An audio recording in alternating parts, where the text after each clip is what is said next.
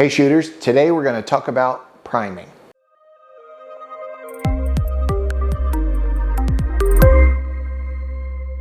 Alright, so priming seems like a relatively easy thing to do. You just take a piece of brass, you take a little primer, you put it into the primer pocket. Easy enough. Well, there's a lot of systems out there to do it. You can have on-press ones, you can have hand ones. That's where I started, was a hand one. You squeeze the little handle and it inserts the primer into the primer pocket. I tried a couple of those. I tried a Lee one, an RCBS one, some of the other high-end ones. I do not like hand primers. I just don't feel like they're consistent, and quite honestly, my hand cramps up after a while and I can't do a lot of them. So I turned to bench primers. First bench primer I used was a Lee bench primer. It was actually not too bad. It was better than the hand primer, I thought, but not very consistent. Then I went to the RCBS bench primer, and I still have that one, and it's a good primer. It does a fairly good job. Again, just not as consistent as I'd like to see. Then I heard about the Primal Rights Competition Primer Cedar. To be honest, first time I heard about it, I went and looked it up and said, there's no way I'm paying that. So, well, after a while I caved and I bought one.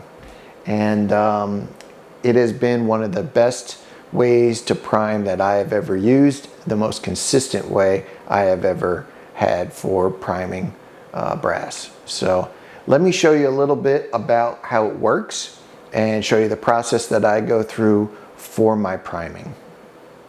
All right, so this is the Primal Rights Competition Primer Cedar, and I have it mounted on an inline plate.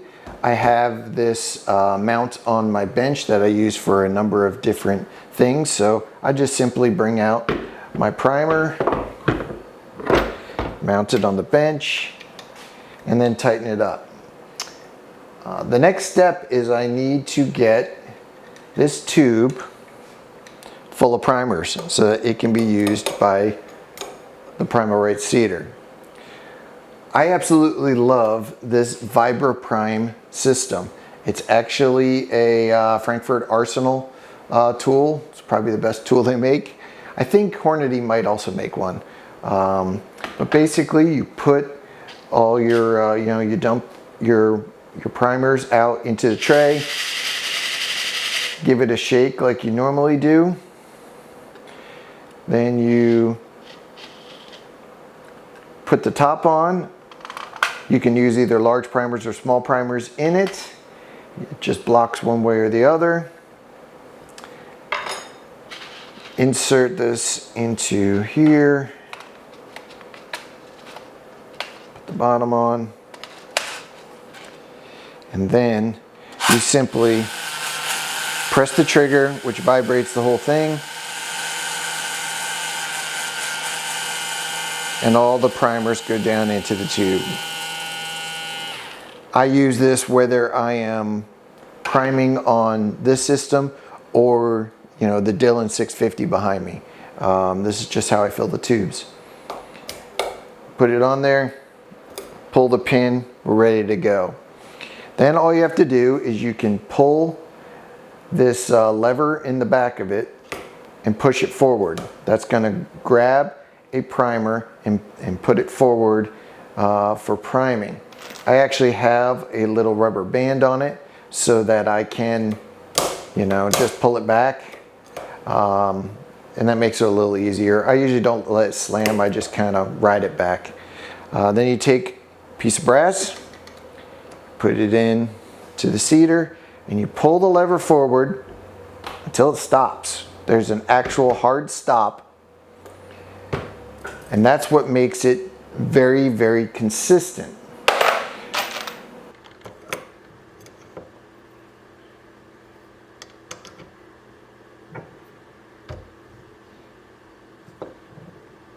If you want to seat your primers shallower or deeper, you can simply turn this knob in the middle here. You can see it's a little sign here, it says deeper, and you'll know every click is supposed to be, I believe it's a thou. I'd have to look back on the notes for that, but that's how I do it. And quite honestly, if I'm sitting here up the way I normally do, I can do these pretty fast.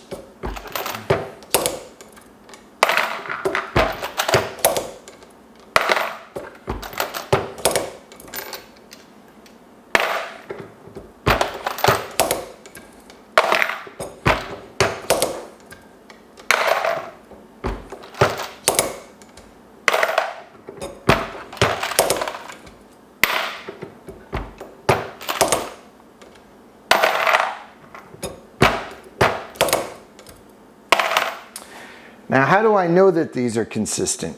Well, I actually bought this Accuracy One Precision Primer Gauge, and it's a neat little system. It's got a gauge on the top, and that works off of how far this is pressed up or down. So they give you a couple of stops that are the same width as different cartridges. So this is your 308, which I'm using. You know, there's 223, there's some magnums in there. So you just find that, the right one, and you put it in here, and that sets your 0. So right now I am set with the 0. If not, I can press the 0 out.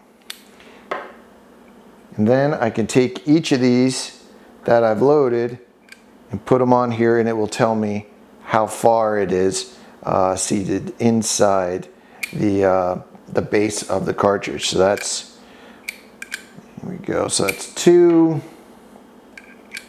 2, 2. Those are all 2,000ths in.